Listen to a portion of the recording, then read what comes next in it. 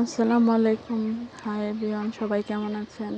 ইদানিং আমি খুব খারাপ সময়ের মধ্যে দিন কাটাচ্ছি। আমি একটুও ভালো নাই, খুব খারাপ সময় যাচ্ছে আমার। এদিক সেদিক ঘুরতেছি, ভিডিও আপলোড দিচ্ছি, আর মানে এই না যে আমি ভালো আছি। আপনি যাকে সবচেয়ে বেশি ভালোবাসবেন সে আপনাকে সব সময়ের জন্য কষ্ট দিবে, দুঃখ দিবে। তার কাছে সব সময় অবহেলিত হবেন আপনি বারবার। এটাই হচ্ছে পৃথিবীর নিয়ম।